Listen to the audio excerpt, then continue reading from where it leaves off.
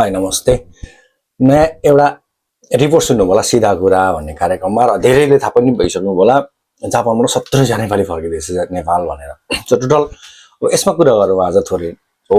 जापानबाट धेरै नेपाली फर्किने सम्भावना चाहिँ बढेको छ। तर यसको मतलब आज भोलि नै फर्किने भन्ने कुरा हैन। जुन जसरी अहिले जापानले आफ्नो इमिग्रेसन अध्यागमन नीति कार्यक्रमहरू हैन नयाँ नयाँ रुल्सहरू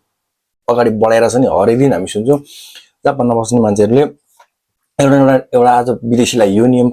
संसदमा कुरा भयो, आज यो बिल पेश भयो, यति धेरै कुरा सुन्छ हरेक दिन खाली विदेशी फरेनर्स यस्तै मात्रै सुन्छु हो। यसै सायद यसैको सम्बन्धी हुनुपर्छ त्यो 70,000 फर्किने भनेर। सो यसकै बारेमा आज कुरा गर्नेछु। 70,000 त फर्किँदैछन्, सम्भवतः फर्किन सक्छन् नफर्किन सक्छन्, तर 70 मध्ये सबैभन्दा बढी कोषलाई किन फर्किँदैछन् त हैन, किन फर्किने सम्भावना बढ्यो अथवा त्यो मध्ये को सब भयो भन्दा बढी इफेक्टिभ त्यस कसलाई चाहिँ कुन भिसा भएकोमा सबैभन्दा धेरै इफेक्ट पर्ने भएको छ त यो विषय यो रुल्सले नि हैन। अनि यसमध्ये सबैभन्दा सुरक्षित को छ त यो नयाँ नीति सबै कुरा यही नयाँ रुल्स नयाँ गभर्नमेन्ट जसरी लास्ट इयरको 2025 को अक्टोबरमा सम्भवतः अहिलेको प्रधानमन्त्री सनाय ताकाजी नियुक्ति हुनुभयो। त्यसपछि उहाँले फेब्रुअरीमा चुनाव गर्नुभयो, चुनावमा 2/3 मत हासिल गर्नु, त्यसपछि उहाँले विदेशीलाई यति चेपिरहेछ। यसकै नतिजा हो यो रिपोर्टहरू। सो आज यसै बारेमा कुरा गर्छु हो। अब सुरु गरौँ है त भिडियोको बारेमा चर्चा गरौँ। सबैभन्दा पहिले जापानमा recently totally almost 70,000 Nepali 1,50,000 Nepali रहेछ जस्तो भन्छ। त्यो मध्येमा 100 भन्दा बढी अहिले जापानमा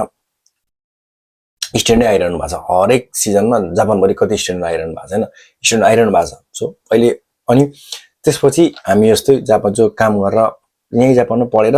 वर्किङ भिसा लिएर बसिरहेका छौँ किजिङकोकुमा। त्यसपछि पछिल्लो समय नेपालबाट ब्याचलर पास गरेर आउनु भयो मान्छे बढिरहेछ हैन, बढिरहेछ। सँगसँगै जापान इलिगल मान्छे धेरै छ, कतिपय मान्छे इलिगल बस्ने मान्छे धेरै छ। सो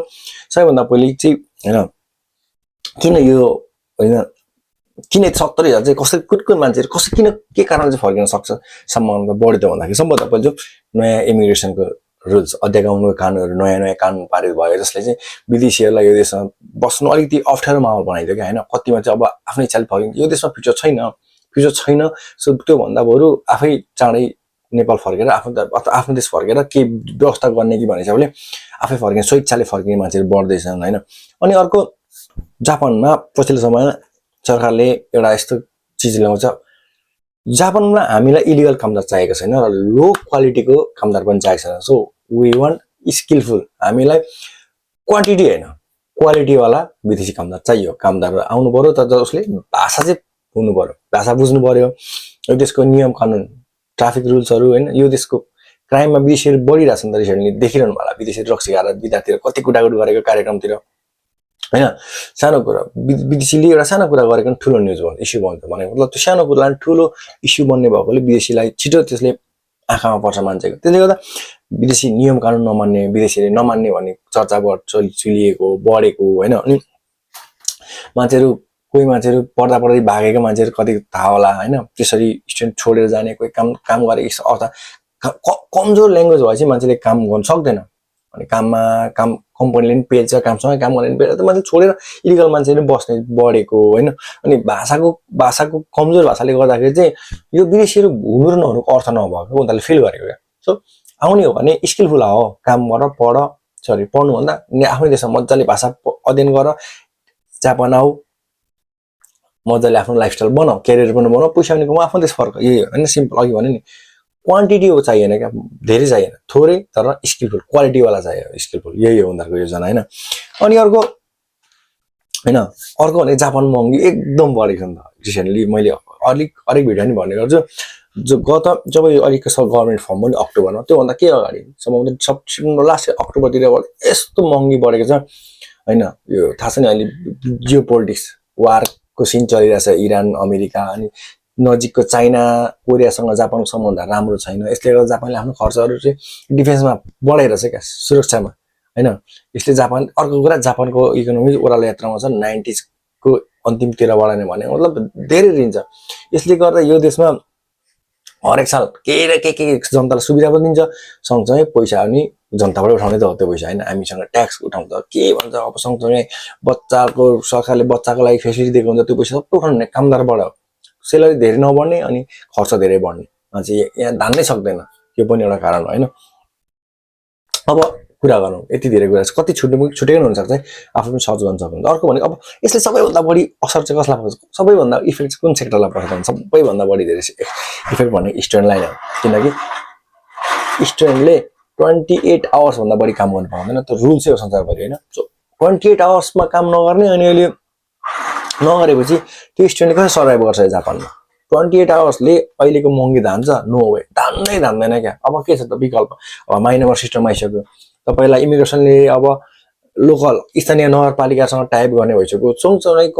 इमिग्रेसनले विदेशी कामदार युज गरेको कम्पनीलाई तिम्रोमा को कामदार काम गर्छ विदेशी हामीलाई डिटेल दिनुपर्छ भने नयाँ नियम ल्याइसक्यो भने चाहिँ कतैबाट स्टुडेन्ट भन्दा 28 भन्दा बढी काम गर्ने वातावरण छैन भने मतलब 28 घण्टाले काम गरेर कति 12-13 मन कमाउला धेरै कमाए राति काम गरेर 15 मन कमाउला सब गर्न सक्छ त नो वे सक्दैन नि सबैभन्दा बढी स्टुडेन्टलाई भन्यो अनि अर्को चाहिँ नेपालबाट आउनु भएको छ नि जति नि ब्याचलर पास गरेर भिसा ब्याचलर पास गर्न आउँदा के चाहिन्छ गिजिङको भिसा लिन्थ्यो स्टुडेन्ट मतलब भाषा पनि चाहिदैन थियो मतलब कुनै एउटा सर्टिफिकेट चाहिदैन पास गरेको ल्याङ्ग्वेज पास अब हो स्टुडेन्ट अब गिजिङकोमा आउने जस्तै नेपालबाट हरेक मान्छे गिजिङकोमा आउँदाखेरि तपाईले अफिसमा चुयाको न्याकोमै गरेर आउने भनेको ट्रान्सलेटरको रूपमा काम अब ट्रान्सलेटर गर्ने मान्छेले पहिले त भाषा त खतरै हुनु पर्यो नि त ट्रान्सलेट गर्ने मान्छेले नियम बुझ्नु पर्यो र त्यसले अर्को भाषामा ट्रान्सलेट गर्ने हो सो यसको लागि तपाईको अब N2 मिनिमम मेन्डेटरी भइसक्यो अथवा बीजेटी पनि राम्रो मार्क्स लाउनु पर्यो अब भाषा नपढेको मान्छे कसरी N2 पास गर्छ हामी जापानमा बसेको मान्छेलाई गाह्रो छ यत्रो 10-12 वर्ष बसेको मान्छेलाई N2 पास गर्न गाह्रो छ भने नेपालबाट आएको मान्छेले यहाँ केही वर्ष काम गरेर N2 त इम्पोसिबल हैन तर धेरै गाह्रो कुरा हो यो सबैभन्दा बढी अब यसको इनरको रिन्यू भिसा रिन्यू हुँदैन अर्को कुरा अनि अर्को भनेको त्यो जापानमै सेमङ्गाको पढिसक्नुहुन्छ नि धेरै मान्छेहरु सजिलो पैसा सजिलोको त लागि सजिलो सेमङ्गाको जानु सेमङ्गाको गएपछि 2 वर्ष कम्प्लिट गर्नुहुन्छ स्विच गर्नु कहाँ त भन्दाखेरि यस्तै काम खोजिने कम्पनीले काम लाइन्छ उनीहरुको भिसाको लागि कामको नाइयो काम गर्ने र आफू पढेको कसरी मिलाइन्छ क्या उनीहरुले मिलेर स्विच त गर्छ तर रिन्यू गर्ने बेलामा अब टाइट गर्छ तपाईलाई रिन्यू गर्ने बेलामा हैन तिमी के काम गर्दैछौ तिम्रो कम्पनीमा तिमीले तिम्रो काम के सिक्यौ त तिमीले गरेको काममा हैन एकदम भित्रका डिटेल खोजेपछि यहाँ समस्या हुन्छ भिसा रिन्यू नहुने 30 डेज को भिसा दिने कि तिमी अर्को काम खोज तिम्रो पढे अनुसारको कि तिमी आफ्नो नेपाल फर्क समस्या त यो सबभन्दा बढी यो पनि समस्या जापानै पढेर सेमङ्गाको गएर काम गरेको मान्छेहरु समस्यामा पर्नेवाला छ हैन अर्को डिपेन्डेन्समा आउने र स्टुडेन्टमा आउने एउटै हो 28 आवर्स अघि भनिहाले सेम चीज हो डिपेन्डमा आउने र स्टुडेन्टलाई हुने कुरा डिपेन्डेन्ट वालाहरु पनि अब इफेक्ट हुन लाग्छ पहिला जस्तो डिपेन्ड ल्याउँछु बुढाबुढी बसेर कमाउँछु त्यो सपना हो अब त्यो छैन यो पनि धेरै इफेक्ट पर्ने भएको छ डिपेन्डेन्टमा आउनेहरु स्टुडेन्टलाई त भइहाल्यो अनि अर्को जस्तै जापानमा रियल स्विच गर्ने मान्छेहरुलाई पनि अब कम्पनीको लेभल हुन्छ 1 2 3 4 क्याटेगोरी गर्ने कम्पनीलाई त्यो क्याटेगोरी लास्टको 4 र त्यहाँ पर्नेलाई एन्ट्री चाहियो गिजिङको पर भिसा लिएर बस्नेलाई पनि अनि 1 र 2 लाई नचाहिने त्यही पनि अब त्यो चाहिँ कम्पनीको क्याटेगोरी अनुसार पर्न अघि भने नि मैले गिजिङको लाई पनि धेरै नै इफेक्ट पर्नेवाला छ यसले कम्पनीको साइज अनुसार हैन यसले अब धेरै कुराहरु मैले भनिसके हैन अब एउटै चीज भन्छु सबैलाई अप्ठ्यारो पर्छ त्यो एउटा भिसा सेफ छ यहाँनेरि अनि अर्को कुरा नेक्स्ट इयर बाट टिआइटिबी ट्रेनिङ भिसा पनि हराउँदैछ ट्रेनिङ भिसा हराएर जापानले ESD employment for skill development visa ल्याउँदैछ त्यसको मतलब चाहिँ दक्ष कामदार मात्रै जापान भित्र हुने संसारभरिबाट आउन चाहेको देशबाट दक्ष कामदार अघि भने नि मैले नो क्वान्टिटी ओन्ली क्वालिटी दक्ष कामदार मात्र भित्र आउने यो सब हटाइदिने अहिलेको भिसाहरु यिनीहरुको एउटै टार्गेट भनेको अब सबै विदेशीहरु आओ काम गरेर तोक्दै किनमा SSW यही मात्र भिसा अब सेफ छ नो कुनै छैन कामदार कम्पनीले नेपालबाट कामदार ल्याउँछ छान्छ आफ्नो मन परेको कामदार ल्याउँछ सो उनीहरुको मन परिदेल 5 वर्ष 10 वर्ष राख्छ नेपाल फर्किन्छ सिम्पल एउटा भिसा SSW सेफ छ बाकी सब अनसेफ जोनमा छ अहिले पीआरहरु अब पीआर पनि 7 वर्षपछि फेरि 7 वर्षको पिछको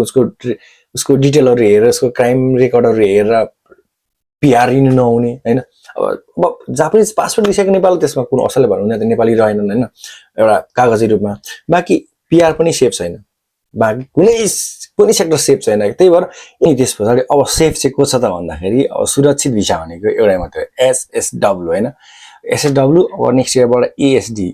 इम्प्लोइमेन्ट फर स्किल डेभलपमेन्ट आउँदैछ यो यसको अर्थ एउटै जुन भन्ने दक्ष कामदार विशेष दक्ष काम हैन स्पेसिफिक स्किल वर्कर हैन SSW दक्ष कामदार मात्रै जापानले भित्र आउने रणनीति हो सबैलाई चिप्दै चिप्दै चिप्दै चिप्दै लगेपछि एसडब्ल्यू मात्रै आऊ काम गर हाम्रो देशको रहनसहन बुझ भाषा बुझ तिमी यो देशमा बस्न चाहन्छौ भने तिमी यो देशको सबै चिज चाहिँ तिमीले स्वीकार गर्न सक्नुपर्छ र सबै चिजलाई तिमीले फलो गर्न सक्नुपर्छ सिम्पल 70,000 भन्दा बढी नि फर्किन सक्छ थोरै नि फर्किन सक्छ सबै अब हाम्रै हातमा छ जापानमा बस्ने विदेशी र एउटा कुरा के पनि बिर्सिनु भएन भने आफै देश फर्किने जानै पर्यो भने आफ्नै देश जाने त्यति दुःख नगरे नि खासै नगर्दा नि हुन्छ जस्तो लाग्छ मलाई त त्यही पनि धेरै खर्च गरेर आइसक्नु भएको छ अनि एउटा अर्को पनि सजेसन नेपालबाट अब विद्यार्थी यो ब्याचलर पासमा कसैले तपाईँलाई पठाइन्छ ब्याचलर पास गरेको भिसामा भन्छ भने 100% नआयो हुन्छ जिरो तर पैसा डुब्ने पैसा मात्रै डुब्दैन तर मेन्टली त्यसको टर्चर तर पारिवारिक अवस्था झन् खराब हुनसक्छ ब्याचलर पास र स्टुडेन्टमा चाहिँ जापान आउँदैन आयो हुन्छ अब सो बरु त्यो पैसा आफै नेपाल लगानी गरेर 6 महिना पढ्नुहोस् अनि एसडब्ल्यूमा जापान आउनुहोस् तपाईँले त्योभन्दा बढी पैसा कमाउन सक्नुहुन्छ जापानमा सो बाँकी त धेरै कुराहरू अब सोसियल मिडियाबाट थाहा भइहाल्छ so thank you for watching